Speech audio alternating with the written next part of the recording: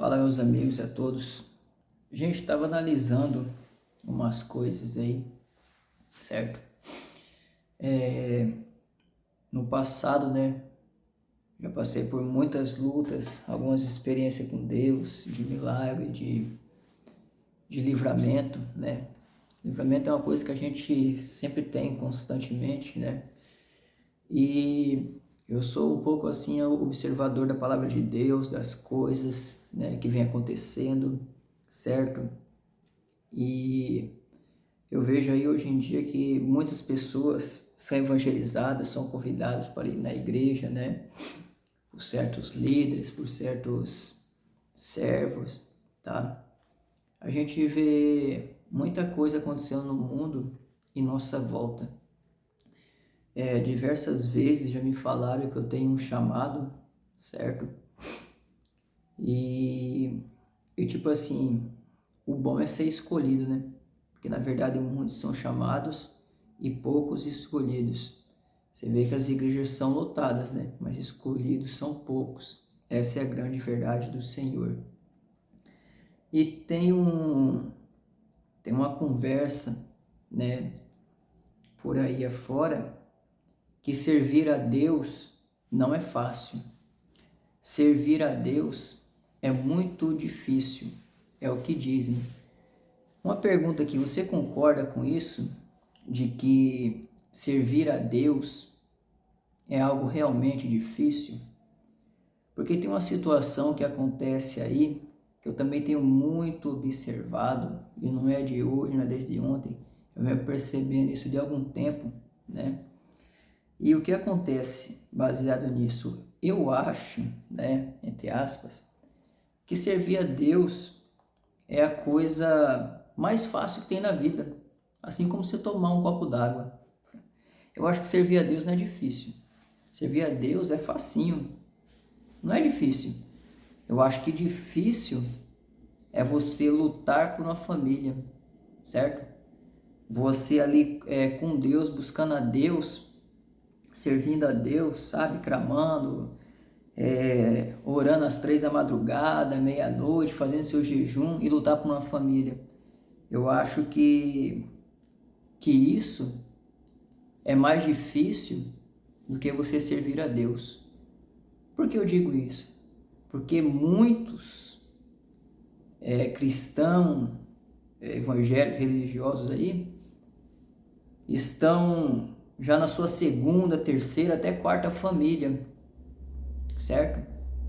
Então, eu tenho essa visão de que servir a Deus é mais fácil do que lutar por uma família, certo? Seria certo isso daí? Né? Porque assim, se lutar por uma família fosse coisa fácil, certo? E servir a Deus fosse difícil, muitos estariam, né, pregando essa verdade e lutando pela sua família. Porque servir a Deus, verdadeiramente falando, é mais difícil do que lutar por uma família. Lutar por uma família é mais fácil do que servir a Deus. Porque servir a Deus, você está lidando com espiritualidade, você está uma luta contra o mal, contra a carne, contra o pecado, certo? Contra as impurezas, contra um monte de coisa. E o que você vai ver mais por aí nas religiões é isso, pessoas que já estão em sua segunda, terceira família, dizendo que estão servindo a Deus. Mas como que é servir a Deus, sendo que a pessoa desiste de uma luta ao qual o Senhor colocou ela para lutar, que era para ser fácil? Não é muito fácil, mas com Deus, certo? Ele te dá inteligência e sabedoria, ele tem todas as ferramentas para ali capacitar para você vencer. Só que tem muitos que abandonam o barco. Esses dias atrás, eu vi eu não sei se eu digo cristã, se é serva, não sei, eu não posso. Mas eu tava vendo uma live de uma pessoa que ela disse que tava, parece que no terceiro relacionamento, já teve não sei quantos casamentos, certo? E aí? que é mais difícil, servir a Deus ou lutar por uma família? Porque se for comparar e dizer igual está acontecendo aí nesse exato momento, a realidade que está acontecendo, está parecendo que servir a Deus é mais fácil e lutar por um casamento, por uma família é mais difícil. Essa é a grande verdade, certo?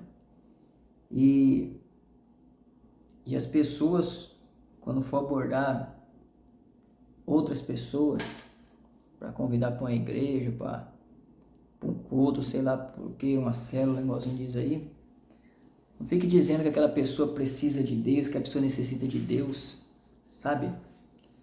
Porque Deus, ele sonda o nosso coração, nossa intenção. Tenho observado a sua palavra, do nosso Deus, e aquele ladrão na cruz, Deus observou ali no Senhor Jesus Cristo, melhor dizendo, observou o seu coração, a sua intenção. Ele rapidamente detectou uma verdade, uma sinceridade, certo? Naquele coração. E aquele camarada ali, que não tinha nenhuma vida com Deus, ele foi digno de estar no paraíso, certo? Nós vemos também aí o apóstolo Paulo foi um dos grandes perseguidores do povo de Deus, certo? Que se tornou o maior escolhido até hoje, uma grande liderança do Evangelho de Nosso Senhor Jesus Cristo, certo? Então, a gente tem que tomar cuidado com quem a gente julga, aquela pessoa que a gente acha que não vale nada, porque Deus escolhe justamente essas, né?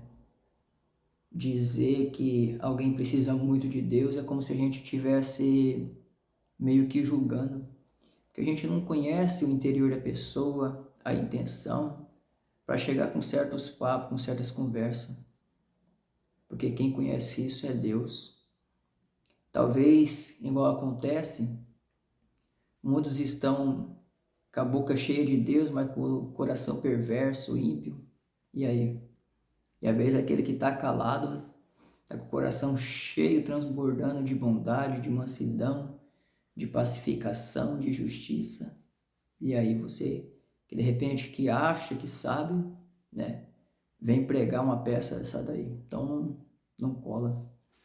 E assim, esse dia eu estava parando para refletir, pelo longo do tempo que eu conheço um pouco da Bíblia, não tudo, né? Não tudo, eu tirei uma conclusão de que, baseado nessas histórias que o Senhor tem dito na Bíblia, as experiências que muitos tiveram com Ele, né? Aquela mulher que tocou nele que estava com fluxo de sangue, aquela prostituta, né? Que queriam apredejar ela, certo? O ladrão aí, que nem eu acabei de dizer.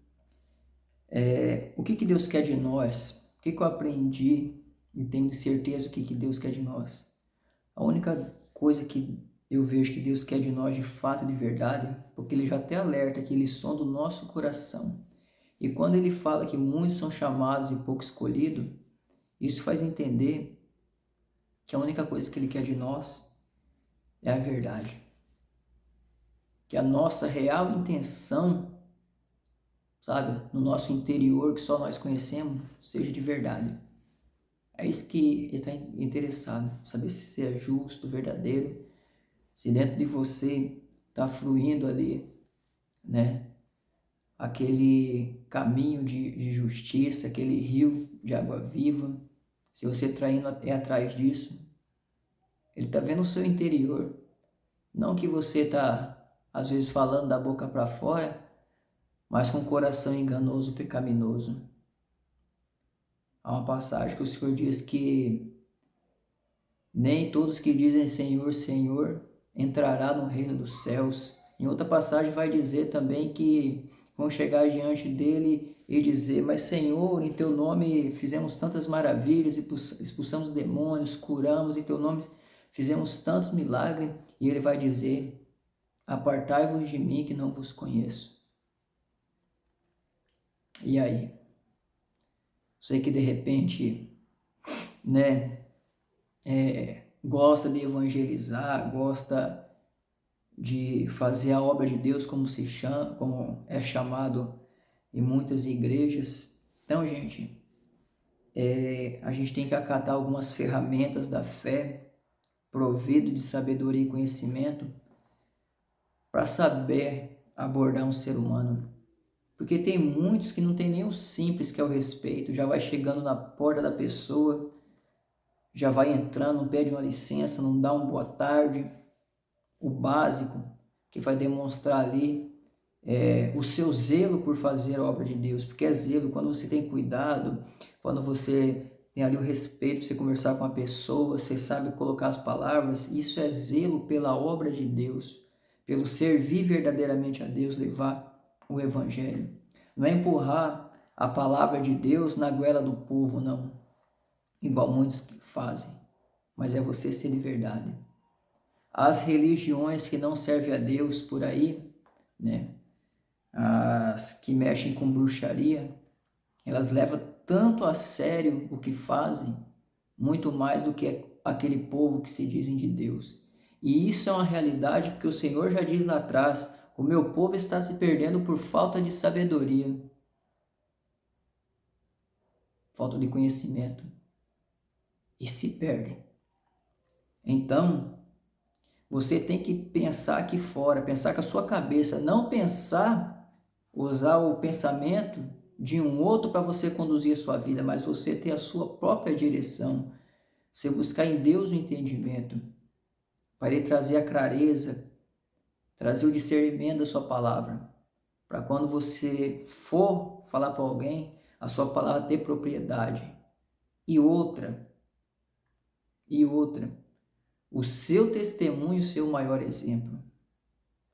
Você que larga a sua família, daqui a pouco já está numa segunda, terceira família, como é que você vai pregar para uma pessoa falando de como lutar por uma família? Me explica uma situação dessa. Como é que faz? Como é que você abre a Bíblia para falar para uma pessoa do Evangelho dessa forma? Se você desiste por nada e luta por tão pouco. E ainda quer... É complicado. Sinceramente é complicado, porque a gente vê tantas coisas acontecendo no mundo e o povo vivendo na mentira. Mas ela está enganando a si própria. Você entendeu? Essa é uma grande realidade. Então eu acho que todos nós, como ser humano, no geral, temos que parar para refletir o que estamos fazendo na nossa vida. Não importa se você tem ali os seus erros, seus pecados, digamos assim, os seus pecados próprios, particulares, porque isso aí você luta, você que tem um vício numa droga, numa bebida, num roubo, isso aí, tudo bem, isso aí você luta, você vence, você deixa, mas algo que você não pode voltar atrás. Como é que faz? Me diz aí. E o povo acha que tá tudo normal, tá tudo certo, tá tudo beleza, tá tudo em paz. E é isso mesmo e tal. Só que não é, gente. Quando várias pessoas me disseram que eu sou que Deus tem uma obra na minha vida, um plano, sobre eu ser um escolhido, sobre não sei o que lá. Eu sei para que eu vim, Eu vim foi para confrontar, para falar a verdade. Não foi para abrir uma Bíblia e ficar lendo uma história de Moisés, de Jacó, de quem já passou, de Sadraque, não sei de quem, não. Foi para confrontar essas coisas que acontecem e que ninguém fala e que é de extrema importância na vida de todos nós, que é você ser de verdade. Porque o seu tempo que você está gastando achando que está servindo, você está perdendo. Você não está ganhando. Ganhando é quando você volta para trás e conserta aquilo que você deixou lá atrás. mas você não consertou, você largou lá atrás desconsertado e está seguindo achando que você está no caminho certo. É a mesma coisa que aquela pessoa que sai da estrada, da rota, do caminho e pega uma trilha. Ela acha que está certo, que lá no final daquela trilha ela vai dar de encontro aquele caminho, aquela estrada. Não vai. Não vai.